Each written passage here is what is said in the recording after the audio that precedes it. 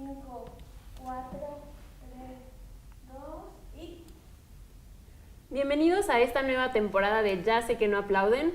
Hoy nos encontramos aquí en el foro de TEBUT Lab, iniciando con este programa pues, del año. Y el día de hoy me acompaña Diego Bonet.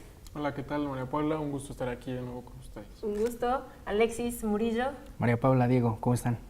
Muy bien, gracias. Pues yo soy María Paula Aguilar. Estaremos iniciando la transmisión ya, pero antes quiero invitarlos a comentar al respecto de nuestro tema. Estaremos hablando de los primeros 2 meses de Andrés Manuel López Obrador como presidente de México. Pueden hacer sus comentarios en la transmisión de Facebook, los estaremos leyendo, y también quiero aprovechar para invitarlos a participar con nosotros en estos análisis políticos. Y bueno, como les decía, vamos a estar tocando uno de los sucesos más importantes que hemos tenido en los últimos 2 meses, iniciando por los temas duros, las cosas que en estos 2 meses, que ni siquiera han pasado los tradicionales 100 días del análisis de un mandatario, llevamos poco más de 60 y ya tenemos mucho de qué hablar, ¿no? ¿Qué comentarios tienes, Diego? ¿Cuáles son para ti los 3 principales temas que son centrales? Sí, bueno, como lo comentas, creo que algo central que hemos visto, bueno, en este corto inicio del sexenio de Andrés Manuel López Obrador es la cantidad de temas que se han hecho visibles y los frentes que tiene abierto Andrés Manuel López Obrador, ¿no?, durante estos 2 primeros meses. A mí me parece central 3 temas. Primero, la Guardia Nacional. Segundo, el combate al robo de combustible o el huachicol. Y tercero, yo sí diría, que ya lo abordaremos más adelante, podría ser también como el estilo de política exterior y de gobierno. Claro, es muy acertado, completamente son las cosas más polémicas que hemos visto. ¿Tú, Alexis, concuerdas? ¿Crees que hay algo más? Yo lo reduciría a 2 cosas. Seguridad, y en seguridad yo englobaría la Guardia Nacional, el tema del huachicol y incluso el tema del fiscal, por ejemplo. Claro. ¿No? Se podría englobar totalmente en esta visión de cómo pacificar al país, si es que lo quiere hacer. Y la segunda puede ser el tema de la austeridad. Es decir, algo interesante es que López Obrador crea el primer gobierno en México que realiza una política de austeridad cuando no proviene de una crisis económica. Zedillo se vio obligado, después del 80 los gobiernos se vieron obligados. ¿Por qué? Porque tuviste una crisis. Entonces te veías obligado a reducir gastos, a despedir gente. López Obrador no proviene de una crisis económica y lo está haciendo. Y creo que es muy interesante, podrían ser los 2 grandes temas. Creo que, bien lo dice Diego, hay muchos frentes abiertos, pero varios de esos frentes son heredados, varios de esos frentes los recibe López Obrador, unos los ha creado él y otros frentes se abren de manera imprevista, o sea, mientras vas gobernando suceden cosas que están fuera de tu control. Y creo que aunque haya muchísimos frentes, me recuerda un poquito al sexenio de Enrique Peña Nieto. Peña Nieto, cuando él entra, él abre muchos frentes por el pacto con México. O sea, el pacto con México fue decir todo en este momento, porque se tiene el capital político y López Obrador lo entiende muy bien. Y es por eso que se ve la prisa. Se ve un gobierno muy apresurado, un gobierno que parece que lo están correteando.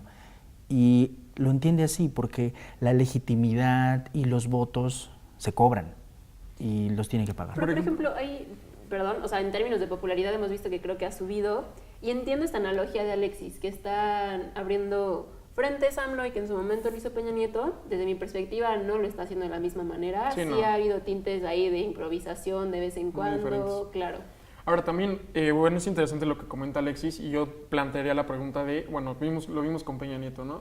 Llegó muy fuerte, prácticamente con todas las fuerzas políticas a su alrededor, con el Pacto por México, instauró realmente las llamadas reformas estructurales y hubo un momento, a partir de una crisis como Ayotzinapa o la Casa Blanca, en el que pues, el proyecto de Enrique Peña Nieto terminó 3 años antes de que acabara su sexenio. Sí. Justamente porque no tenía como un margen de, y después de las reformas estructurales, ¿qué?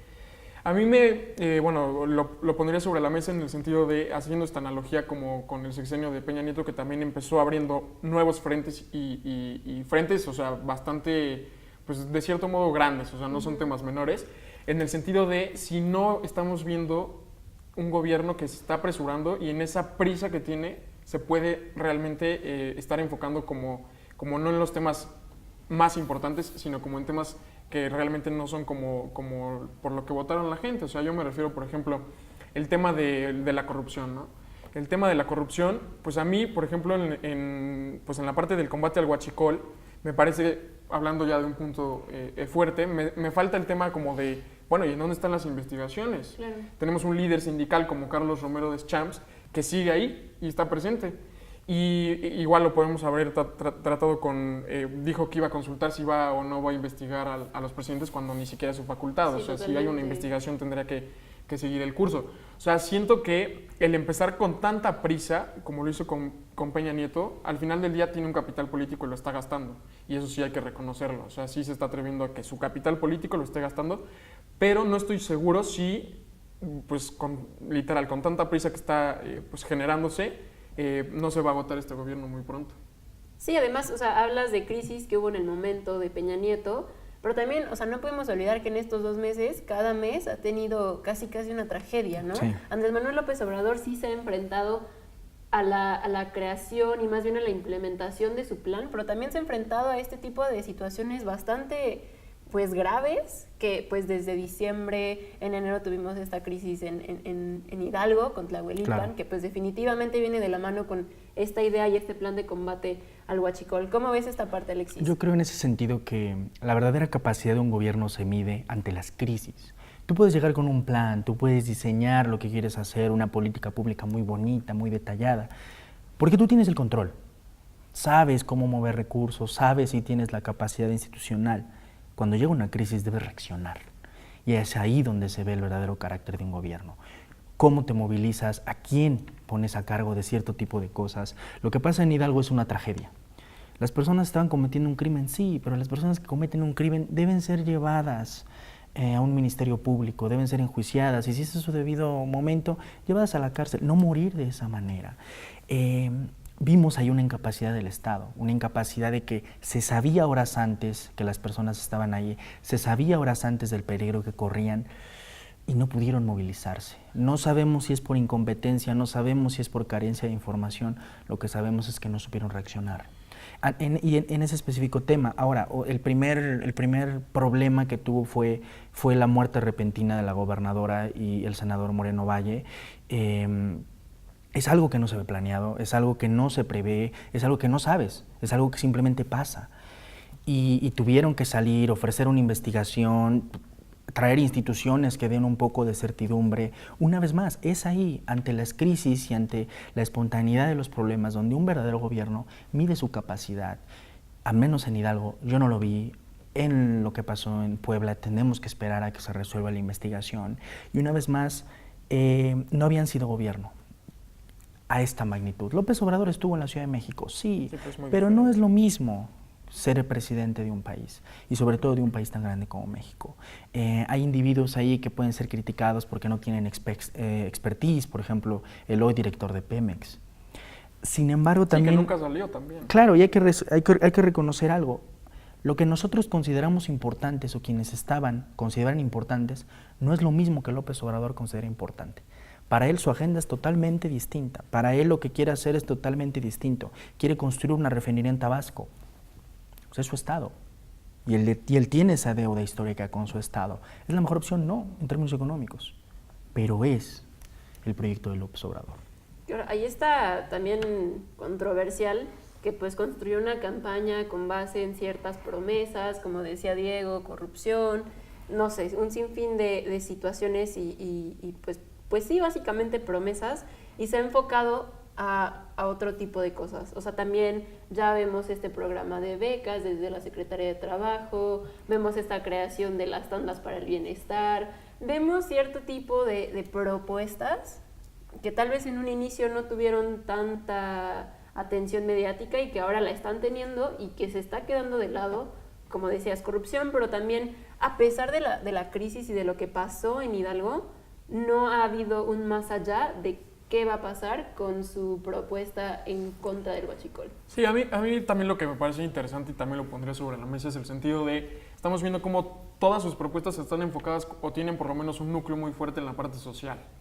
Y lo vemos también, de cierto modo, con los superdelegados federales. Al final del día, pues, los superdelegados federales están a cargo de los programas sociales del gobierno federal en cada estado. En la parte del huachicol, o bueno, del combate a la delincuencia, también se dice, es que vamos a pacificar al país generando oportunidades para todos. O sea, sí tiene como dentro de su marco de propuestas muy anclado el núcleo de la parte social. Lo vemos en combate a la delincuencia, lo vemos en seguridad, lo vemos en pacificación, lo vemos en economía, con las becas, con los programas sociales y los programas para jóvenes. Ese sentido yo sí lo pondría como en la mesa, porque al final del día yo sí siento que este sexenio se va a enfocar mucho en la parte social. Incluso apenas dijo, bueno, la guerra contra el narcotráfico queda oficialmente clausurada, como si fuera un tema de que el presidente lo dijera, que más adelante, bueno, creo que tocaremos el tema también del estilo de gobernar, que también es muy interesante. No sé si quieran como... Pues es que, o sea, ahí honestamente en términos institucionales yo sí veo la perspectiva social que está incluyendo, sin embargo, hay momentos en los que hace vínculos entre problemas sociales y, o sea, muy extraños. O sea, honestamente sí creo que cuando inició este proceso de vincular, de que la gente que había estado en Tlahuelilpan lo hacía porque tenía motivos y demás, me pareció una aproximación peligrosa y hasta cierto punto curiosa, y creo que sí tiene que empezar a diferenciar o empezar a identificar en qué punto va qué problema. Obviamente en un análisis social sí todo está vinculado, pero él lo está haciendo de una manera, pues a veces me parece poco responsable, la verdad. Yo creo que es la manera en cómo él ve al mundo. En un reciente ensayo de Enrique Krause, el presidente historiador, que termina cayendo en lugares comunes y en las mismas críticas que ha hecho a lo largo de los 10 años Krause a López Obrador, hay un momento de mucha lucidez cuando analiza el libro de Poder en el Trópico. Poder en el Trópico es un libro de 800 páginas que escribe López Obrador sobre su estado, sobre Tabasco. Y Krause recupera una frase que yo creo que ilustra perfectamente cómo piensa López Obrador, que es: progreso sin justicia es retroceso. Esas 5 palabras definen a este gobierno y lo van a definir a lo largo de los 6 años. Para él, por ejemplo, un tema como el aeropuerto. Si se excluye a la población, si se excluye a la gente, los términos económicos no importan, es un retroceso para el país, porque él asocia específicamente el progreso con hacer que la gente salga, por ejemplo, de la pobreza, porque es muy legítima su preocupación. Y, por ejemplo, el Tren Maya también se entiende en ese sentido, que es una obra que se está incrustando en el sur para poder sacar adelante económicamente a ese sector de la población. Yo no encuentro otra razón por la cual hacer un Tren Maya, no tiene sentido ni económico ni mucho menos ambiental, ¿no? Tiene un sentido puramente de sacar a las personas en la precaria situación que están. Y es su manera de ver el mundo, también como él entiende la política y como él entiende su gobierno. Y sí, dice, es que el aeropuerto son muchas deudas. Yo creo que fue un error, en términos personales, creo que es un error lo de la cancelación del aeropuerto, claro que lo es. Sin embargo, para él no lo es, porque para él cancelar el aeropuerto es romper con un gobierno anterior. Y esto es un punto que quiero tocar. Ningún gobierno en una democracia es atemporal. Todo gobierno se va. Ese es el tema de las democracias. Que hay elecciones, gobiernos vienen, gobiernos van, maneras de ver el mundo vienen y van. Permítame tantito, terminar la idea, con Enrique Peña Nieto había una manera de hacer que el país progresara. El aeropuerto representa ese modelo, modelo económico. López Obrador llega y dice, no, ese modelo no me gusta y voy a cancelar el aeropuerto. ¿Rompe un contrato? Sí, los contratos se pueden romper. Nada garantiza que el gobierno que venga López Obrador va a seguir apoyando sus propuestas. Nadie garantiza que dentro de 6 años el nuevo presidente siga apoyando la propuesta del Tren Maya, por ejemplo, o sus políticas sociales, porque todo gobierno se acaba. El problema es que AMLO no lo entiende así, porque AMLO se vende a sí mismo como una cuarta transformación y un cambio de régimen. Él quiere llegar e imponer una nueva manera de hacer las cosas. Sí, o sea, en ese sentido yo nada más anotaría, precisamente estamos viendo un gobierno en el que se centra en una persona, en Andrés Manuel López Obrador. Veníamos como de gobiernos débiles, por así decirlo, desde Fox, Calderón y Peña Nieto eran gobiernos de cierto modo débiles, no tenían el control de las cámaras, o no la mayoría, y parece que votamos precisamente por un hombre fuerte que controle, que ponga orden, que establezca eso. A mí el peligro que me parece en este sentido, bueno, en este tema, es que no estamos creando institucionalidad. Al final del día, el gobierno lo vemos con las conferencias mañaneras, que también es un estilo de gobernar. 53 horas. 53 horas de transmisión de Andrés Manuel López Obrador y todos los días él da la nota en la conferencia mañanera y durante todo el día se transmite ese mismo mensaje, esa misma nota. Lo vimos con el caso del Huachicol. O sea, el director de Pemex es una instancia de la que él está encargado. Salió creo que al 5º día después de la crisis y literalmente el único que estaba hablando sobre el combate al Huachicol era Andrés Manuel López Obrador. A mí sí me preocupa que este gobierno no opte por construir instituciones. Sea más un tema de persona, y porque el presidente no roba, los demás van a dejar de robar. Y yo les voy a decir a los narcos que ya no cometan actos delictivos porque yo ya soy bueno. Y pedirle a la gente, ¿no?, que por favor no lo hagan. Y el pueblo es sabio y es bueno, y entonces pongo a consulta las decisiones más importantes del gobierno. Yo sí creo que ahí hay un poco de preocupación en el sentido de no estar optando por institucionalidad y por un régimen de largo alcance. Entiendo la posición en el sentido de al final del día los mexicanos optaron por Andrés Manuel López Obrador. Y lo vemos prácticamente a nivel local igual. Hay candidatos que a lo mejor podrían tener, de cierto modo, activismo político, pero la ola de Andrés Manuel López Obrador como persona prácticamente hizo que Morena ganara todos los espacios. Y en ese sentido creo que sí, también estamos viendo un poder casi hegemónico, y ahí el factor de la oposición también siento que está totalmente desdibujada. No sé qué piensan ustedes al respecto. Ahí me gustaría unir dos cosas que dijeron. O sea, tú hablabas de que Andrés Manuel López Obrador sí creía que sin justicia había un retroceso. Tú nos hablas de instituciones, sí, y creo que eso, de hecho, nos lleva al debate de otro tema fuerte, que es la Guardia Nacional. ¿Por qué? Porque, a ver, la Guardia Nacional es resultado de un proceso, de hecho, institucional que viene de sexenios anteriores. Sí. O sea, es decir, que las instituciones en México sí tienen la capacidad de llevar o seguir un mismo plan. Probablemente no saben si lo hacen a propósito o no, pero pasa. Entonces a mí me parece bastante interesante tomar en cuenta y retomar la Guardia Nacional por lo que está pasando. En los primeros días el Congreso ya no tenía las facultades que tenía sobre nuestras Fuerzas Armadas. A los pocos días, cuando todavía ni siquiera se estaba discutiendo apropiadamente en el Congreso, ya se estaba dando por hecho que iba a funcionar, ya había spots en la televisión y demás. La Guardia Nacional es un tema muy importante porque además está adquiriendo tareas que no le corresponden. Por ejemplo, justamente tú hablabas de ministerios públicos en términos del Huachicol. En un universo en el que la Guardia Nacional ya es efectiva, ahí la habríamos tenido, hasta en términos de justicia. ¿Cómo ven esa parte? A mí el tema de la Guardia Nacional me preocupa por muchas razones. Sin embargo, cuando uno habla de institucionalidad, hay diferentes maneras de ver las instituciones. Si nosotros las conseguimos como un sistema de reglas y tú llegas bajo un sistema de reglas, López Obrador llega a la presidencia bajo unas reglas establecidas y bajo esas reglas establecidas está creando la Guardia Nacional. A muchos no les gusta, pero él recibió el apoyo, él recibió los votos y él tiene los números. Y la legitimidad. Por supuesto, pero la legitimidad es clave y él la tiene. La Guardia Nacional se ha hecho mucho la comparación con la Ley de Seguridad Interior, que a Peña Nieto se le cae y se llega a Suprema Corte y prácticamente la declaran inconstitucional, una ley mal hecha. Pero Peña Nieto no tenía la capacidad política para generar cambios constitucionales. López Obrador sí. Él llega bajo un sistema de reglas y él está cambiando las reglas bajo las mismas reglas.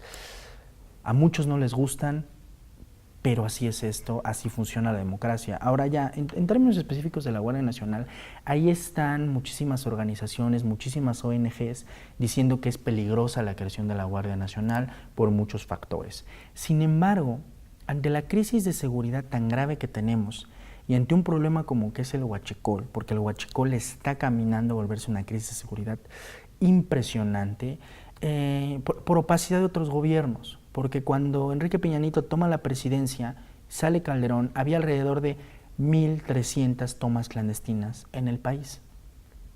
Cuando Enrique Peña Nieto deja la presidencia, hay más de 10,300 tomas clandestinas. Perdón, un Estado sabe cuando le están robando y un Estado solapa que le estén robando. No hay otra manera. López Obrador llegó y se encontró un gigante que estaba siendo ignorado. Y por eso cuando él habla de que se cancela la guerra contra el narcotráfico, es para abrir otra. Claro, totalmente. Para abrir la guerra del narcotráfico, para crear su guerra contra el Huachicol. porque hasta eso debe tener su marca. Y es ahí donde entra lo del estilo personal de gobernar. Él entiende perfectamente que se debe gobernar en su persona, porque para él el tema de instituciones no es tan importante si no hay una agenda moral. Y por eso hay una cartilla moral, y por eso la necesidad de crear valores. Que todo gira alrededor de la legitimidad. Él lo concibe así. Él entiende de que la verdadera manera de que la sociedad avance es porque la sociedad genuinamente cambie. Yo lo veo muy complicado. Totalmente. Ahora, de la Guardia Nacional a mí me pareció un movimiento interesante porque al final del día te plantea como un gobierno sí tiene, pues al final él está, o sea, gastando capital político con eso. No creo que sea grato que le estén diciendo en campaña prometiste esto y estás haciendo esto. Claro. Pero también es un poco la visión de ver cómo él ve la política y él dice que la política es optar por inconvenientes y que cuando llegaron al gobierno se toparon con que estaba peor de como ellos pensaban que estaba.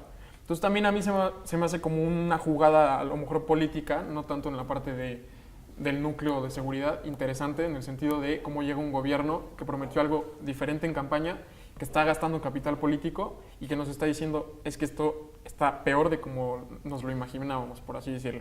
Pero usualmente los gobiernos entran así, o sea, sí es esta justificación de está peor de lo que pensábamos. Claro. O sea, es como... Pero es un movimiento interesante. Totalmente, pero creo que hay que retomar lo que Alexis nos dice. O sea, Andrés Manuel López Obrador sí está creando pues una nueva guerra, o sea, obviamente no en los mismos términos ni en el mismo discurso que en su momento Felipe Calderón, sí, pero lo está haciendo y creo que es un tema que se tiene que observar muy cuidadosamente porque ya estamos involucrando y normalizando la actuación de las Fuerzas Armadas en tareas que no le corresponden. Ahora, es completamente ingenuo creer que mañana podemos retirar a las Fuerzas Armadas y que realmente va a suceder. Porque los delincuentes van a dejar que estar ahí, totalmente. ¿No? Pero sí hay que hacerlo pues de la manera correcta, ¿no? El índice global de impunidad, lo sabemos, nos ha dado todos los datos y justo por eso hablo de la institucionalidad. Claro. O sea, al final del día, ¿qué va a pasar después del sexenio de Andrés Manuel López Obrador? Cuando llegue una persona que no tiene la legitimidad que él tiene. Porque al final del día es el personaje político, nos puede gustar o no nos puede gustar, que tiene más legitimidad ahorita y que la va a tener,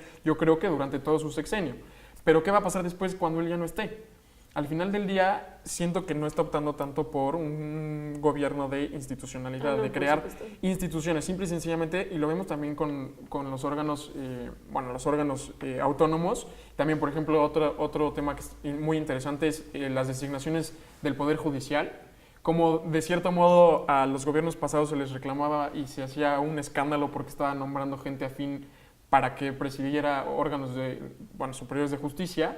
Y ahorita Andrés Manuel López Obrador está nombrando sus ternas, lo del fiscal, por ejemplo, que decíamos se peleó durante todo el sexenio de Peña Nieto porque no hubiera un fiscal carnal. Y Gertz Manero al final del día pues, puede ser una persona reconocida en todos los ámbitos y en todas las credenciales, pero es una persona cercana a Andrés Manuel López Obrador. Bueno, nos comenta en Facebook Mariana Nolasco, soy fan de este programa, un saludo Mariana. Lisette Holguín dice, qué buen programa, súper fan. Edgar Holguín Montes nos dice que más bien es el bien social, no el bien común. Muchas gracias por todos sus comentarios, estamos muy pendientes de ellos. Y justamente, pues ahorita que estamos leyendo los comentarios, creo que valdría la pena hablar de esta tercera... Bueno, de estos terceros actores, sociedad, medios, actores pues incluso internacionales, cuál es la perspectiva que tenemos y lo más importante, cómo estamos viendo la polarización a 2 meses de gobierno. Yo creo que es muy interesante el comentario en Facebook y va relacionado con lo que dices sobre el bien común. López Obrador nos está demostrando que no existe eso del bien común, existen agendas.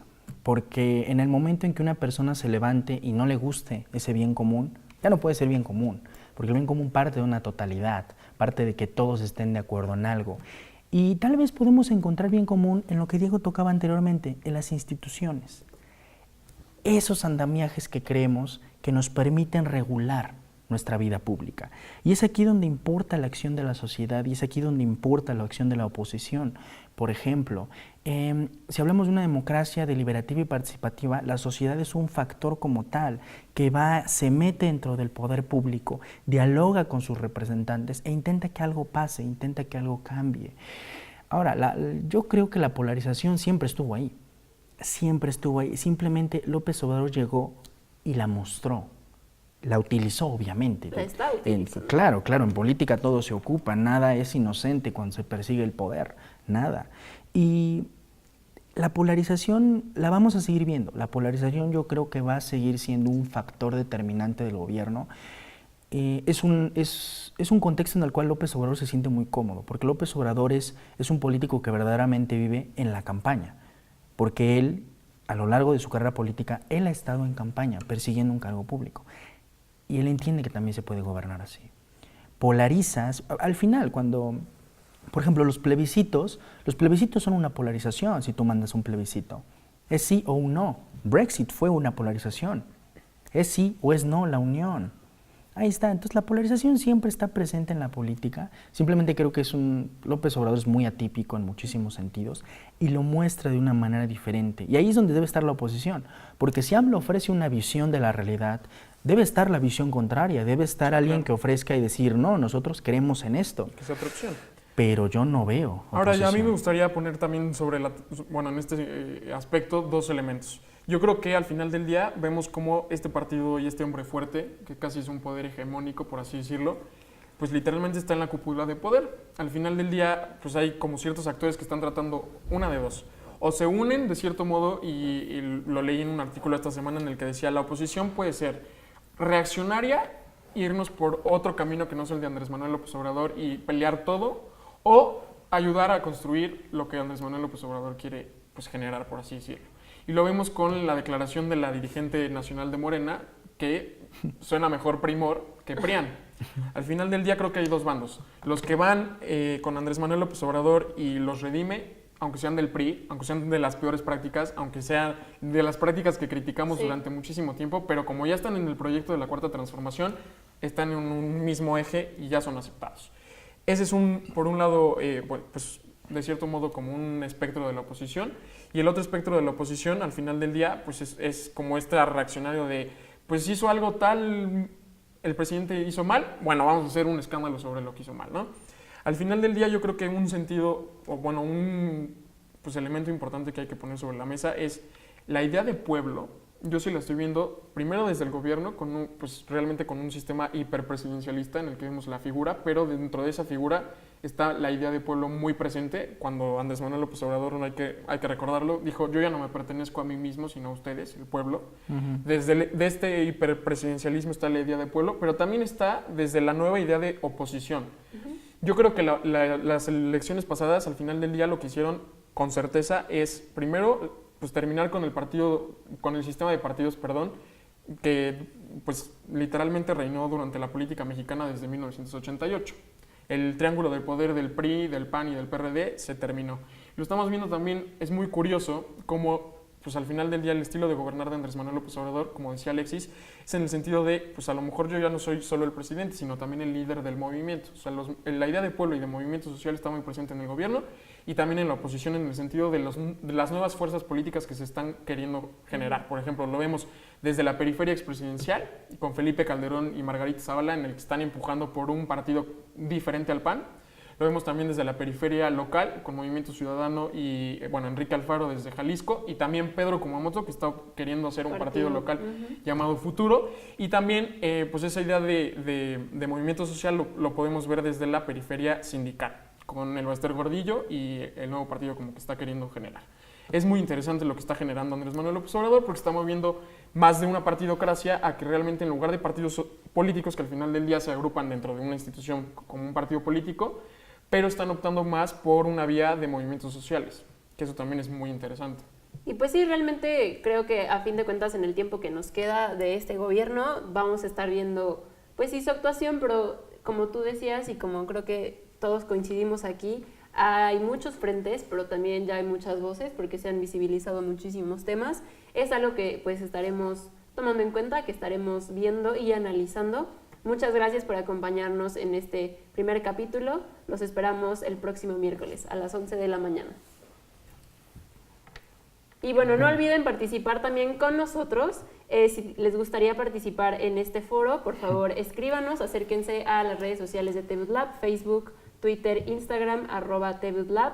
No olviden comentar y hacer propuestas para los próximos programas. Aquí estaremos todos los miércoles, 11 de la mañana, nos podrán ver, vendrán otros estudiantes, vendrán nuevas visiones, no solo estaremos nosotros, sin embargo, intentaremos dar una opinión objetiva, no odiamos a López Obrador, no odiamos a los gobiernos, ¿no? Simplemente esperamos lo mejor para el país y lo mejor para cada uno de nosotros, ¿no? Hoy nosotros desde esta trinchera y más adelante veremos qué pueda pasar. Un saludo a Ana Cecilia que nos está viendo, Eugenia Isabel, a Lisette, a Ana Mari, a Giovanni, Claudia, Valencia, bueno, Roberto Valencia nos dice llegué un poco tarde, te esperamos la próxima semana para que comentes con nosotros el programa y también lo pueden ver, lo pueden estar viendo a través de las plataformas de TV Lab en Facebook para que estén muy pendientes sobre este programa y sobre los siguientes programas que se pondrán muy interesantes sin duda alguna, ¿no? Sí, por favor sigan comentando, sigan proponiendo temas y sigan acompañándonos en esta segunda temporada de Ya sé que no aplauden. Y listo. Igual, si quieren participar dentro del programa, el espacio y las sillas están abiertas para que Estudiantes, participen. egresados, comunidad UTLAB o no comunidad UTLAB, adelante, pueden participar con nosotros en esta transmisión de Ya sé que no aplauden, que va, como ya les estuvimos mencionando, transmitiéndose todos los miércoles a las 11 de la mañana. Tratamos de ser un bebedero de ideas y por eso la invitación abierta a que nos acompañen. No solo analizaremos debates nacionales, continuaremos haciendo análisis de otros países, como en su momento lo hicimos de Brasil, con la llegada de Jair Bolsonaro, el hoy presidente de Brasil, como lo hicimos en su momento con Donald Trump, quien ayer dio su speech anual, y estaremos muy pendientes de lo que tenga que pasar. Pues bueno, estaremos construyendo la agenda para este programa durante lo que va del año. Muchas gracias por acompañarnos. Esto fue Ya sé que no aplauden.